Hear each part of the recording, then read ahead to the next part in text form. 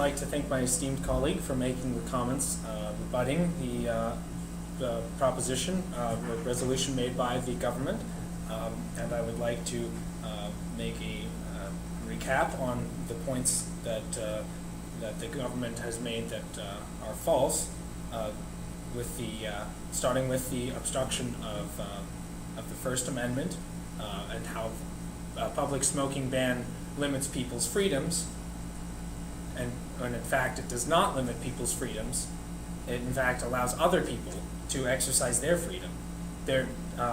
As the member of government stated, we all have a universal right to some kind of comfort, and while most people are not smokers, it seems awfully unfair that we should.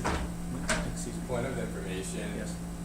What part of the Constitution does the universal right to health come from?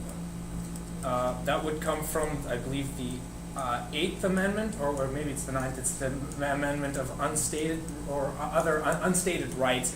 Just in general, I mean, I think we can probably just take from the Declaration of Independence that people have a right to life, liberty, and the pursuit of happiness, and that life is certainly, health is certainly required for life and the pursuit of happiness. Leader of Opposition, you received time back, pause the time. The point of information is invalid because this is not a time. Oh, I'm sorry.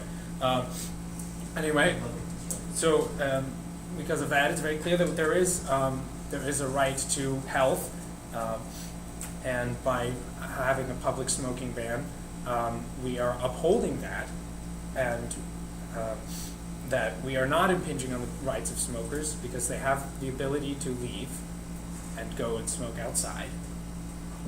Now, the next thing I would like to cover is the possibility of hurting the economy, the second point made by the Prime Minister. And I would like to state that it should not be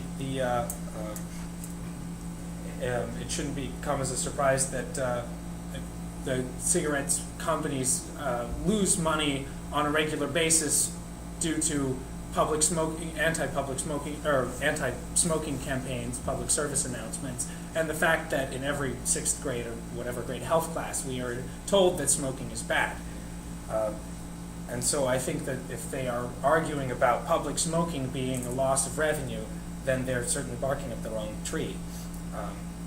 And also, particularly with the problem of immigration, if people are consistently moving to the country, which they are, it seems kind of irrelevant to talk about some very stretch of a possibility that people might not come because of a public smoking ban.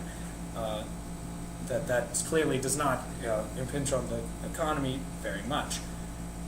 Thirdly, that New York City is the leader of the cities, and that, as I stated, this is in fact a good thing. If a public smoking ban is upheld in New York City, it will certainly, if it propagates through the rest of the United States, help the overall welfare of everyone, and not just those in New York City. Lastly, I'd like to make the statement about the precedence of courts making cost-benefit analysis and making a law without thoroughly looking through the consequences to the economy. And as I stated, this is terrible. I mean, for health concerns, it is in fact a greater drain in money than it ever makes.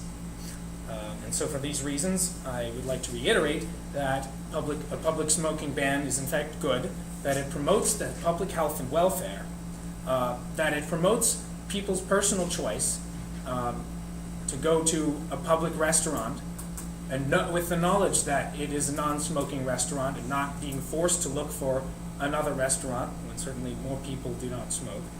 And this concludes